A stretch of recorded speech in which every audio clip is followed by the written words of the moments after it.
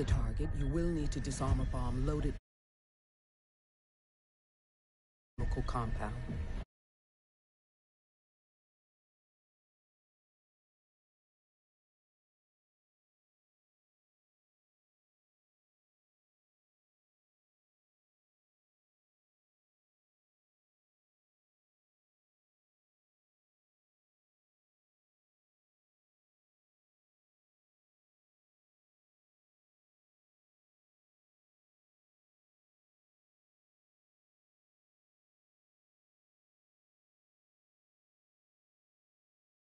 We have equipped you with a diffuser. Set it near the bomb to intercept the signal. Protect the diffuser while it completes the sequence.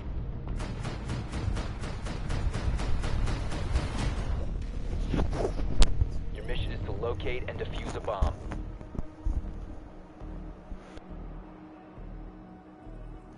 Alright, let's see if we can get any people to start watching this.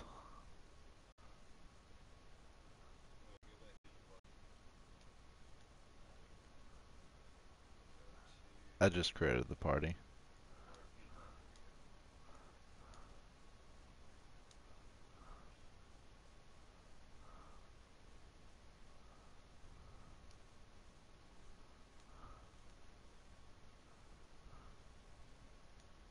Just inviting everybody.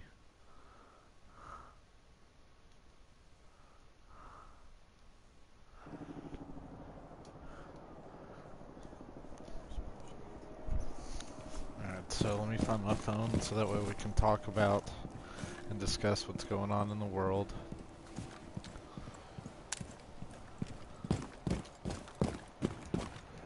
Alright, one moment.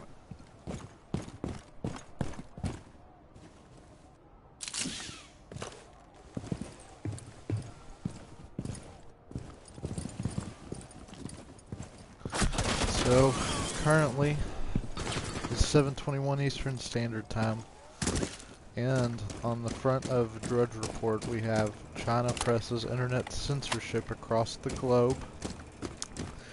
Very interesting. Let's read more, shall we? China is using its status as home to the world's largest population of internet users to help get what it wants outside of its borders. Sim Chi Yin for the New York Times. Shanghai, within its digital borders, China has long censored what its people read and say online. Now it's increasingly going beyond its own online realms to police what people and companies are saying about it all over the world. For years, China has exerted digital control, the system of internet filters known as the Great Firewall, which allows authorities to limit what people see online. To broaden its censorship efforts, Beijing is venturing outside the Great Firewall and paying more attention to what its citizens are saying on non-Chinese apps and services. As part of that shift, yes, of course they're spying, that's the name of the game. As part of that shift, Beijing has at times pressured foreign companies like Google and Facebook, which are both blocked in China, to take down certain content. At other times, it has bypassed foreign companies entirely and instead directly pushed users of global social media to encourage self-censorship. This effort is accelerating as President Xi Jinping consolidates his power. The Chinese leadership is expected to officially abolish term limits at a meeting that begins next week, giving Mr. Xi outside authority over the country's direction. Zhang Guanghong, I'm sure I'm butchering these names, recently discovered the changing landscape for technology firsthand. Mr. Zhang, Chinese human rights activist, decided last fall to share an article with a group of friends side and outside China to criticize China's president. To do so, he used WhatsApp, an American-owned app by Facebook that almost nobody uses in China. Also, before I continue, I would like to add, I have an app on my Android-powered device that allows me to decrypt the messages that come from WhatsApp, because it may be encrypted, but just because it's encrypted doesn't mean it's secure. Alright, so think about this. When you're on Google and it says it's secure, Imagine living your life inside of a house that's made out of bulletproof glass. That house is secure, right? Nobody's getting in, but everybody can see what you're doing exactly. And I don't want to live in a world like that. In September, Mr. Zhang was detained in China. He is expected to soon be charged with insulting China's government and the Communist Party. The evidence, according to his lawyer, included printouts of what Mr. Zhang shared and said in the WhatsApp group. That information was likely obtained by hacking his phone or through a spy. In his group chat, said China tech experts, without involving WhatsApp. Mr. Zhang's case is one of the first known examples of Chinese authorities using conversations from a non-Chinese app as evidence, and it sends a warning to those on the American platform, which is encrypted, that they could also be held accountable for what's said there. The president of China, Xi Jinping Center, China is increasingly asserting itself, with the Communist Party abolishing constitutional limits on presidential terms. Andy Wong, Associated Press. China is increasingly throwing its weight around, said Joshua Rosenwig, an analyst at Amnesty International. As Mr. Xi asserts himself as the primacy of Chinese geopolitical power, China has also become more comfortable projecting Mr. Xi's vision of a tightly controlled internet. Beijing had long been content to block foreign internet companies and police the homegrown alternatives that sprouted up to take their place, but is now directly pressuring individuals or requesting that companies cooperate with its online censorship efforts. That puts many American tech giants in a tricky position, especially those who want access to China's vast internet market of more than 700 million strong. In the past, these companies have typically gone to great lengths to gain a toehold in China. Facebook created a censorship tool it did not use and released an app in the country without putting its name to it. Apple is moving data storage for its Chinese customers to China, and last year took down software that skirts China's internet blocks from its China App Store. Google recently said it would open a new artificial intelligence lab in the country. Often, these companies have little recourse when pressured for help by Beijing. Going to the American government could set off retaliation from China, so many have sought to navigate the situation on their own. I personally am not sure what the solution is for these companies, said Mr. Rosenwig.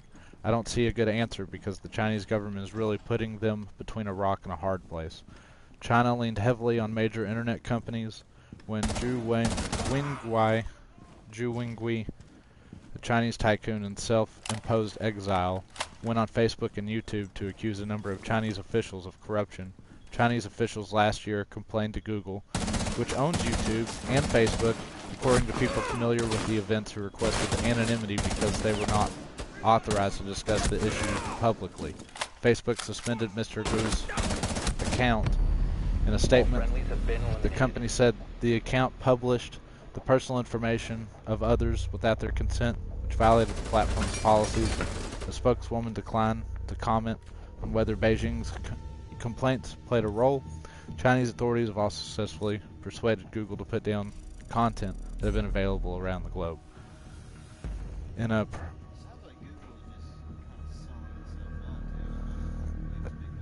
Exactly. Anybody that's got the cash, that's all they care about.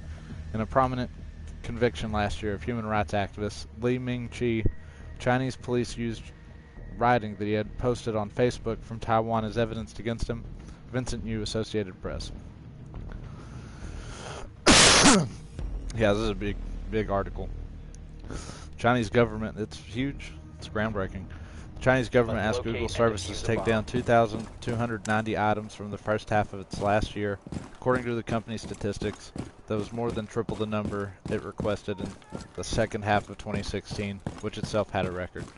Content related to terrorism made up a substantial portion of the material China asked Google to take down. According to its data, the majority of China's recent takedown requests focused on videos on YouTube, the data showed. The Google spokesman said the company would not comment further on specific takedown requests. Chinese officials may have even bigger censorship ambitions. At a major Chinese internet conference last year, Mei Jianming, a Chinese anti-terrorism expert, said Beijing should put more pressure on companies like Twitter.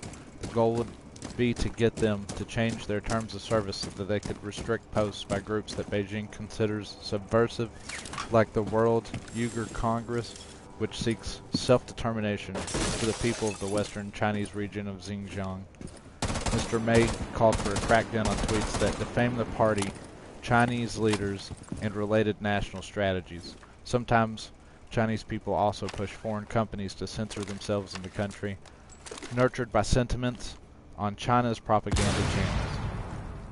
Daimler, the German car maker, apologized in February after its Mercedes-Benz brand posted an inspirational quote on Facebook's Instagram that it attributed to the Dalai Lama. China's government views the Tibetan Buddhist leader as a champion of independence for Tibet, and Mercedes-Benz faced withering criticism from Chinese online users who shared those views. Mercedes-Benz erased the post, even though few people in China could see it because Chinese authorities block Instagram. Still, criticism continued. The People's Daily, the official newspaper of the Communist Party, branded Mercedes-Benz an enemy of the people. China is Mercedes-Benz's biggest single car market, according to about 1/4 of sales. Accounting for about 1/4 of sales. China is getting stronger, said Lachlan Sui, a professor at the School of Journalism and Communication at the Chinese University of Hong Kong and a former Google employee. They're getting more confident in putting pressure on these platforms. It's even got this tweet from Mercedes-Benz. Yeah, that's it. It's the tweet. It says, "Look at situations from all angles and you will become more open, Dalai Lama." And they received a huge backlash from that. It's just a picture of a car, like literally. If you guys go and you find the app Drudge Report on your phone and you download it, and if you see this at 7:31 Friday, March 2nd, 2018, you will find this picture that received such huge backlash. It said that Daimler apologized this month after its Mercedes-Benz brand posted an inspirational quote on Facebook's Instagram that it attributed to the Dalai Lama. China is also requiring individuals to the police Op 4 eliminated all friendlies. what they say on the global social media.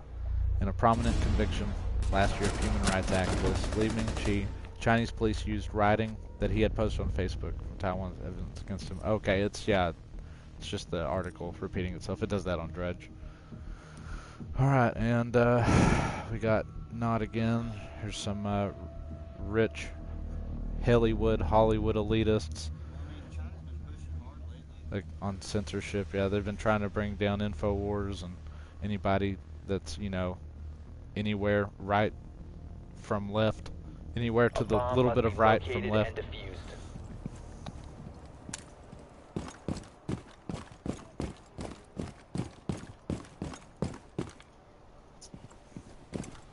Yeah, I know. But you can vault. Airlines canceled 2,100 plus, I guess, flights is what it's saying. Wild winds, turbulence makes passengers, pilots sick on DC bound flight. Oh, Boston floods. Fed shuts. Severe winds leave more than 650,000 without power in the DC area. Ooh, 70-mile-an-hour toppled trees. Ooh, I bet so, yeah. Power lines, better believe it. Israel police grill Netanyahu on new fraud case. Ooh. Defiant Trump welcomes easy to win trade war. Hacked Russian troll farm suspects spill online. Alright, let's check that out. These Russian troll farms. These Russian troll farms, it's not just Russia doing it, it's everybody. Oh, I don't know, I haven't seen that, but these troll farms, that's why all the jerks that you see on YouTube, they're all condescending. That's why they have all these views. That's why I have no views right now, 15 minutes into this broadcast. Yeah, on air. Nobody's checking us out. gonna mute the mic for a minute and just play the game.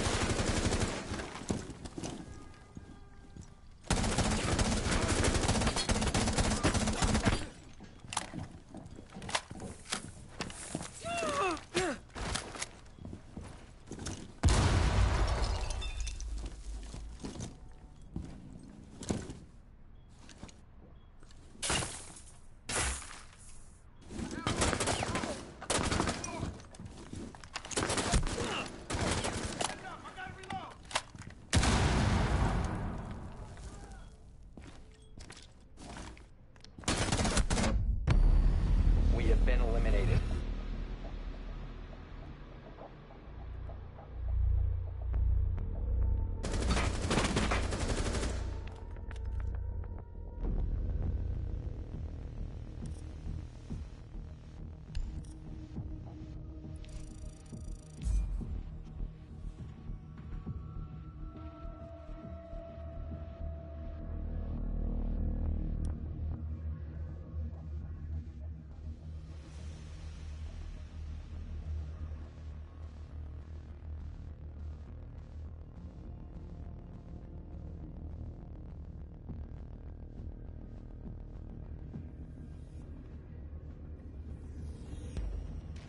A bomb must be located and defused.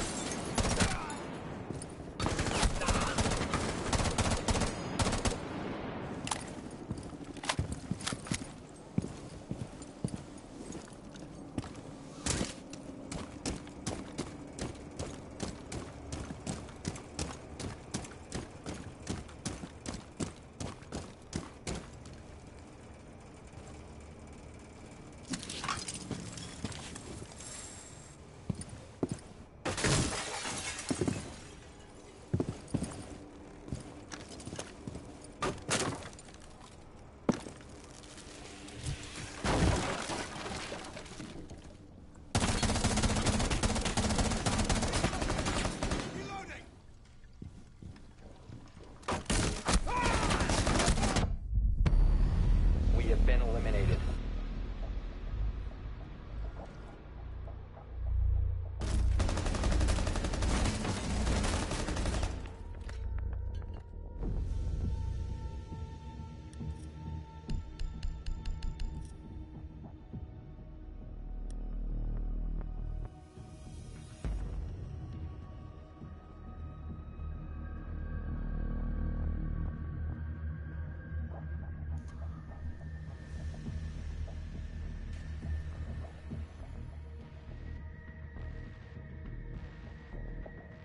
A bomb must be located and defused.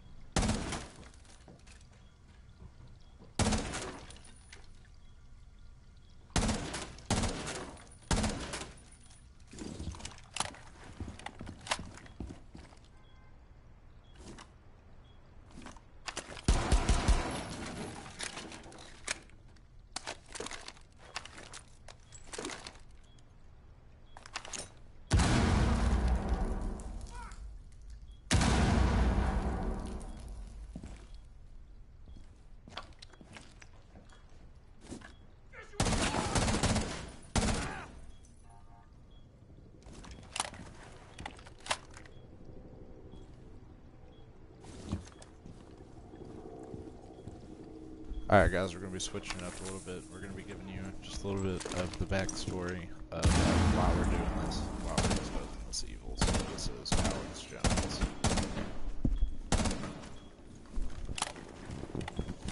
Let me try to calmly and systematically go over the news right now. Since the 40s and 50s, the U.S. government, in a staged event, now has been declassified. You heard Jesse Ventura talking about it when he was on with us last week. We had a deal with the Russians after World War II with Joe Stalin that he would attack a bunch of third world countries. We would claim we were opposing him. And then we would attack and invade countries, and then he would claim he was opposing us. Remember what Adolf Alois Hitler did with the Russian Nazi pact that was signed, in 1939? They divided Poland, a sneak attack. From the east, the Russians. From the west, the Germans. Well, the CIA and others at the end of World War II, the OSS, Fletcher Prouty, who was the head of Black Ops, wrote about this, but now large portions have been declassified. They put Mao Zedong in. That's now even on History Channel. Kick Chiang Kai-shek out. But the genius of this was the U.S. just can't go invade countries because the people wouldn't put up with that. We were Christian, educated, informed patriots who do what George Washington said. See, here's the problem. I'm trying to get into fake nuclear false flag, and then I start going through my mental process of how I understand all this. It's just impossible. It's just there's just so much information. So what would happen is they'd pick Korea, or they'd pick Vietnam, or they'd pick another country, and they'd say, we're going to invade here, you're going to invade there. That'll allow us to make a lot of money and get control of society through weapons sales. It will allow us to create a paramilitary force that we can then use domestically. It'll give us battle-hardened troops in these wartime laboratories, as they're called. And so you take half of Germany, we take the other half after World War II. You take half of Korea, we take the other half. We take part of Vietnam, you take the other half, and then we kill each other. But we use that as a political diversion because if the Russians are at war against the Americans, the Russians can oppress their people because they're in a war. And the people go, we've got to do what the commissars say, we're in a war. Same thing in America. And it was when, and again, this has even been in the New York Times, the headline, McCarthy was right. Well, that was about 4 years ago. The Russians declassified that it was all true. McCarthy was completely right. The U.S. Army was basically funding the communists in Russia, ran the whole thing, gave them nukes, gave them everything. McCarthy was great when he was targeting Hollywood people to create a censorship system and an excuse to set up spies and police state. But when he found out that it was all run by the Pentagon, politically they slit his throat. That's how sophisticated this is. And it's the same thing with Al-Qaeda. How does the banking cartel that dominates and controls the West, when the French, the British, the Americans, we don't want to go invade and kill brown people. We don't want to pay for wars. We don't want to send our sons and daughters off. We'll fight in a righteous war. We'll fight today if we're being attacked or invaded. So they stage a terror attack.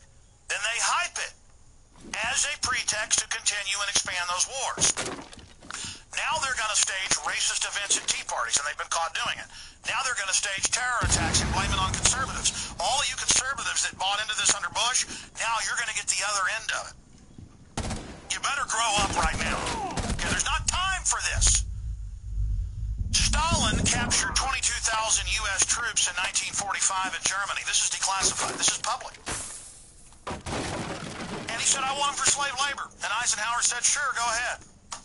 That's what the government thinks of our troops in 1945. He was the head general. He actually complained about it, but Roosevelt, then it was Harry Truman, said go ahead. The point is, that's how ruthless these people are. You think Harry Truman didn't care about hundreds of thousands of Japanese they killed with A-bombs when Japan was already trying to unconditionally surrender?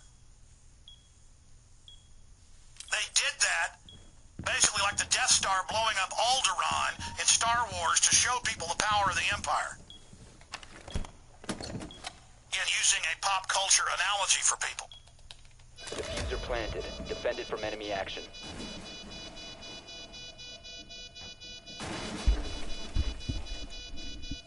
Alright guys, so that particular video, that was from Alex Jones, and it was posted 8 years ago on April 14th, 2010.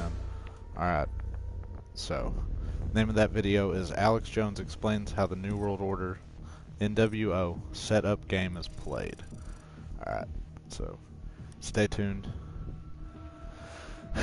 Keep it up.